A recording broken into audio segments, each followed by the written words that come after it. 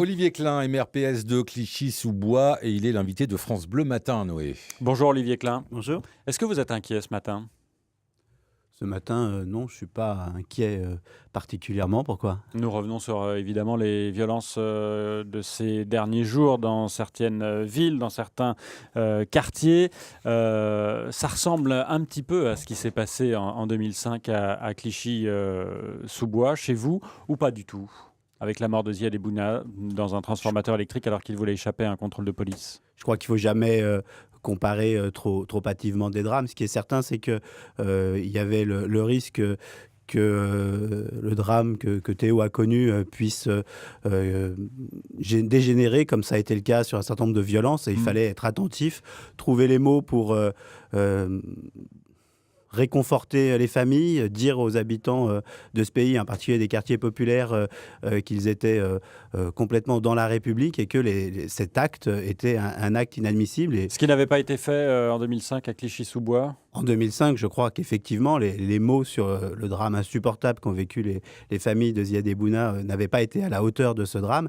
Et donc, il y avait eu les conditions de cet embrasement, plus le grave accident à la mosquée qui était venu s'ajouter Quelques jours à après, ce ouais. drame. Donc, voilà, les conditions sont forcément toujours différentes. La mort de 2 enfants dans des conditions inexplicables, avec une espèce de mauvaise justification du drame à Clichy, ne sont pas ce qu'on a connu à Aulnay-sous-Bois. Mais en tout cas, la situation dans les quartiers populaires est forcément, pour moi, source d'attention. Et puis, le drame qu'a vécu le jeune Théo dans son corps et physiquement est forcément quelque chose qui est inacceptable. Et je crois que tout le monde a reconnu que cet acte était inacceptable.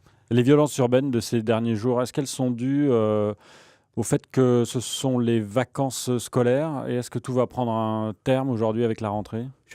Je ne peux pas mettre en parallèle des vacances scolaires et des envies de liberté et des violences qui sont toujours inacceptables. Ces violences, même s'il y a de la colère, il faut trouver d'autres moyens d'exprimer sa colère. C'est ce que les élus locaux, tous, quel que soit leur camp politique, ont essayé de dire. C'est ce que le président de la République a dit fermement, d'abord en allant voir Théo à l'hôpital et puis en allant plusieurs fois dans les quartiers populaires ces derniers jours.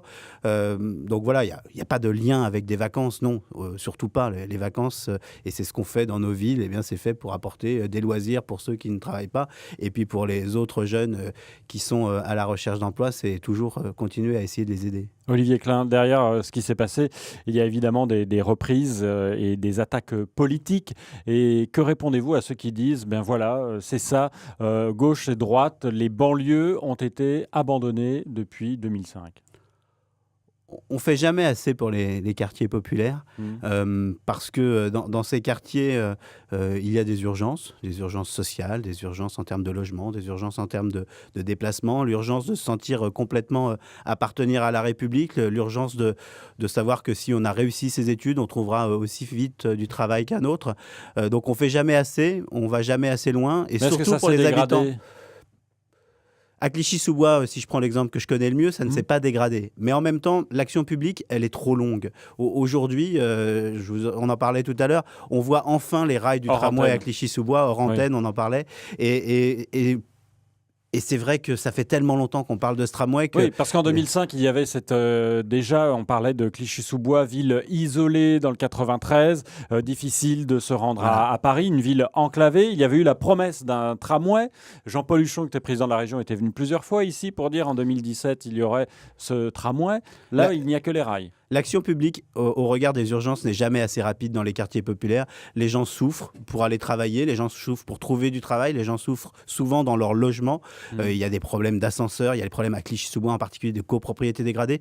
On sait qu'on a les outils, et grâce à l'action de ce gouvernement, la loi Allure sur le logement nous donne les outils pour améliorer les conditions de vie. On va Et en revenir. même temps, chaque jour, on n'a pas toujours l'impression de vivre mieux que On la va veille. revenir sur la copropriété du Chêne Pointu, notamment copropriété privée. Un mot quand même sur ce tramway. Vous dites il y a les rails, ça veut dire une entrée en fonction quand, une mise 2019 aujourd'hui, il y a la fin de ce chantier et puis les essais à blanc. On m'a expliqué qu'un tramway, avant de démarrer, et je crois que c'est normal, il doit fonctionner sans voyageurs, mais déjà on verra le changement. Mais je vous assure que quand on habite Clichy-sous-Bois comme moi depuis 50 ans, voir enfin ces rails, c'est quand même quelque chose d'émouvant et d'important. La réhabilitation du chêne pointu, on en parle depuis longtemps également. C'était difficile d'intervenir copropriété privée. Vous voyez la ministre du Logement, Emmanuelle Causse, cette semaine. Pourquoi? Alors avec le ministère du Logement, on travaille depuis longtemps, avec Emmanuelle Causse en particulier, parce que, voilà, c'est ce que je disais, on a les outils et en même temps ils sont trop longs. Il y a eu cet hiver beaucoup de problèmes de chauffage et notre capacité d'intervention financière, comme c'est une copropriété, reste compliquée. Je Donc plaide vous sur demandez un quoi? fonds De travaux. l'argent? Pas pour moi. Je plaide pour la création d'un fonds travaux pour que dès qu'il y a un dysfonctionnement, on soit capable d'intervenir très vite, qu'on ne nous explique pas, attendons l'avis de l'administrateur Et vous judiciaire, réclamez faisons des combien? dévues. C'est combien? Il faut au minimum un fonds structurel d'au moins 200 000 euros pour que en chaque panne soit réparé très vite. C'est ce que vous allez demander jeudi à C'est la sur ministre. ce qu'on va travailler avec la ministre jeudi, je crois. Vous êtes socialiste, Olivier Klein. Un mot, que souhaitez-vous pour la présidentielle? Benoît Hamon est votre candidat. Il souhaite l'union des gauches. Ça devrait se faire avec Europe Écologie Les Verts cette semaine.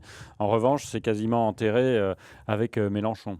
Je le regrette, comme beaucoup de maires socialistes, je travaille tous les jours avec des communistes, des écologistes, et on arrive à faire qu'on vive mieux dans Clichy-sous-Bois, je crois, parce qu'on travaille ensemble.